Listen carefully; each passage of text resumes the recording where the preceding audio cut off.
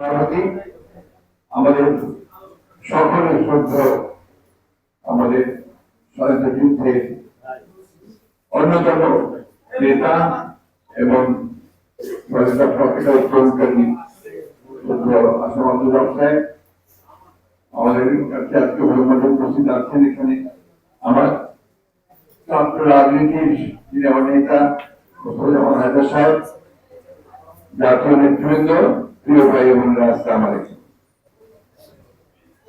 যে বিষয়টা নিয়ে আজকে এখানে আলোচনা, এই বিষয়টা একটি প্রস্তাব এবং এটা এখন এই মুহূর্তে বাংলাদেশে একটা অন্যতম আলোচ্য বিষয়।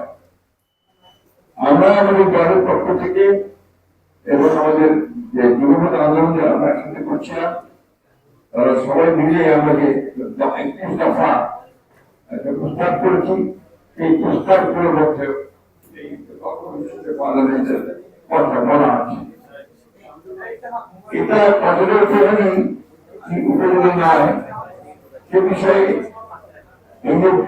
আলোচনার অবতারণা করা হয়েছে এবং এটাকে যে আপনার জনগণের সামনে আনা হয়েছে, এটা আমরা আগে থেকে চেষ্টা করেছি যেটা নিয়ে কথা হোক, এটা নিয়ে আলোচনা হোক এবং একটা সকলের কাছে একটা গ্রহণযোগ্য অবস্থা নিয়ে পৌঁছা।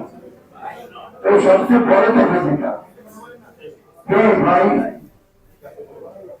যে কোনো সংস্কার, যে কোনো পরিবর্তন, এটা জনগণের অংশগ্রহণ করা সম্ভব হওয়া উচিত নয়।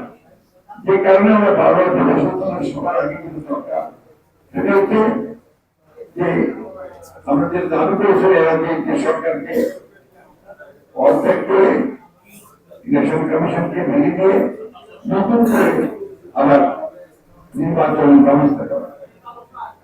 ইতিমধ্যেই সরকারের পক্ষ হয়েছে,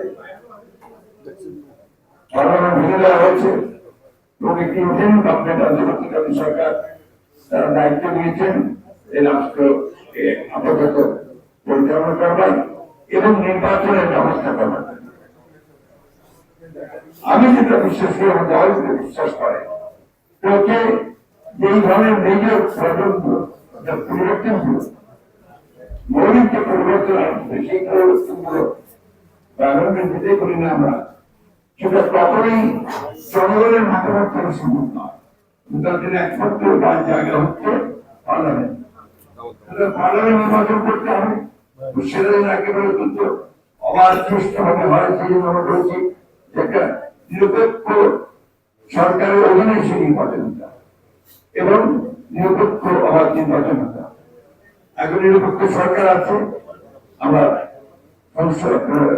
ভেঙে দেওয়া হয়েছে নির্বাচন কমিশন। এই নির্বাচন কমিশনকে গঠন করতে হবে নিরপেক্ষতার সঙ্গে এবং এই নির্বাচন করার জন্য, একে নিরপেক্ষ করার জন্য, জনগণের কাছে গ্রহণযোগ্য হওয়ার জন্য, অবাধ করার জন্য, সমস্ত জনগণের অংশগ্রহণের উদ্যোগে নির্বাচিত হয়। তার জন্য সত্যিকার অর্থেই একটি নিরপেক্ষ সরকার যিনি নির্বাচন করা যাবে। নির্বাচনের পরেই যারা নির্বাচিত হবেন তারা সিদ্ধান্ত নেবেন যে কোন পরিবর্তন দরকার। এটা কি আপনার শুধু পরিবর্তনের দরকার না, আবার নতুন করে লিখতে হবে, আমাকে প্রশ্ন নিয়ে আসছেন আজকে, নতুন করে লিখতে হবে নাকি একেবারেই বাতিল করে নতুন সংবিধান আনতে হবে, সেটা সেই পার্লামেন্টই সিদ্ধান্ত নেবে আমরা। এবং সেই জন্য আমরা বারবার করে যে কথা বলেছি যে আওয়ামী লীগ হাসিনার সরকার তার 15-16 বছর ধরে এই দেশের রাজনীতি এবং অর্থনীতি যে ক্ষতি করেছে সেটা নির্বাচন ব্যবস্থা করতে কিছু নেই, গণতন্ত্রের ব্যবস্থা করতে কিছু নেই। গণতন্ত্রের যে প্রতিষ্ঠানগুলো, সেই প্রতিষ্ঠানগুলোকে সম্পূর্ণ ধ্বংস করা হয়। প্রশাসনিক ব্যবস্থাকে ভেঙে ফেলা হয়েছে, অর্থনৈতিক ব্যবস্থাকে একটা মুখ্যমন্ত্রীর আলোচ্য সৃষ্টি করা হয়েছে এবং জুডিশিয়ারি বিচার ব্যবস্থাকে সে একইভাবে কুক্ষিগত করে দুর্বলতম করে সেটাকে ধ্বংসের শেষ পর্যায়ে নিয়ে গেছে। একটা সুষ্ঠুভাবে নির্বাচন করতে গেলে ন্যূনতম যে পরিবর্তনগুলো দরকার দর্শনের দরকার সেটা নিতে হবে।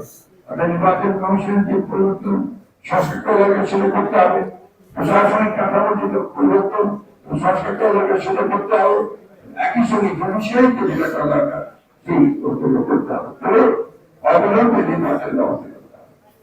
আমাদের দুর্ভাগ্য দেশের জাতি যখনই আমরা একটা সুযোগ পাই, আজকে ছাত্র জনতা তাদের বুকে রক্ত দিয়ে যে সুযোগ তৈরি করে দিয়েছেন আমাদেরকে সামনে এগিয়ে যাবার, আমাদের ব্যবস্থাকে জনগণের একটা অনুকূল ভাবে জনগণ যাতে আয় সেভাবে নিয়ে আসা, সেটাকে নস্বাত করার জন্য, নষ্ট করে দেওয়ার জন্য ইতিমধ্যেই আপনার কাজ শুরু হয়েছে। আমি অবাক হয়ে যখন দেখি আমাদের অত্যন্ত শিক্ষিত মানুষেরা, সমাজে যাদের অত্যন্ত গুরুত্ব আছে, তারা যখন বিভিন্ন রকম কথা বলতে অত্যন্ত বিভ্রান্ত, যারা দায়িত্ব পেয়েছেন, এই সরকার তাদেরকে দায়িত্ব দিয়েছে, তাদের মধ্যে অনেকে যখন বলেন নতুন দল তৈরি করতে হবে, কোন বিশ্বত হয়ে পড়া যায় না, এই একটি আমাকে কে দিয়েছে, উনি এই দায়িত্ব পেলেন কোথায়, তিনি বলবেন নতুন দল তৈরি করতে হবে। তাহলে আমরা কি করে জনগণ ভাববে যে এরা নিরপেক্ষ কাজ করছে। দ্বিতীয়ত দেখবেন বেশ কিছু সংগঠন, বেশ কিছু গোষ্ঠী তারা ইতিমধ্যে কাজ শুরু করেছেন যে এই অন্তর্বর্তীকালীন সরকারকে অনির্দিষ্টকালের জন্য রাখা হবে, তারা একেবারে পরিবর্তন করে দেবে, সমস্ত সংস্কার টস্কার তারাই করে দেবে। তাহলে জনগণের দরকার নেই, পার্লামেন্টের দরকার নেই। আমি যখন আজকে পত্রিকার নাম বলছি না, একটি পত্রিকায় দিয়েছে একটা জরিপের বরাদ দিয়ে, এই জরিপ কারা করেছে আমি বলতে পারবো না, আমাদের ব্র্যাক ইনস্টিটিউট, আমি জানি না তারা কিভাবে জরিপটা করেছে। তার মধ্যে 80% লোক চায় যে যতদিন খুশি এই সরকার থাকুক।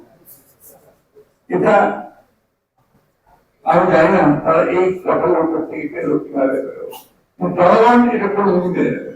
এই ধরনের কথা, এই ধরনের রিপোর্ট পাওয়ার থেকে আমার মনে হয় ভেবে চিন্তেই করা উচিত, এবং এটা যেন বিভ্রান্তির সৃষ্টি না হয় সে বিষয়টাও আমাদের খেয়াল রাখতে হবে। আমি বক্তব্য দীর্ঘ করবো না, আমি শুধু একটা কথা, শেষ কথা বলতে চাই। আজকে অনেক ত্যাগ তিতিক্ষার পরে আমরা দীর্ঘ 17-18 বছর ধরে আমরা নির্যাতিত হয়েছি। আমাদের গণতন্ত্রের আপসী নেতৃত্বে সত্যি খালেদা জিয়া, তিনি দীর্ঘকাল কারাগারে থেকেছেন 6-7 বছর ধরে, অত্যন্ত অসুস্থ হয়ে পড়তো।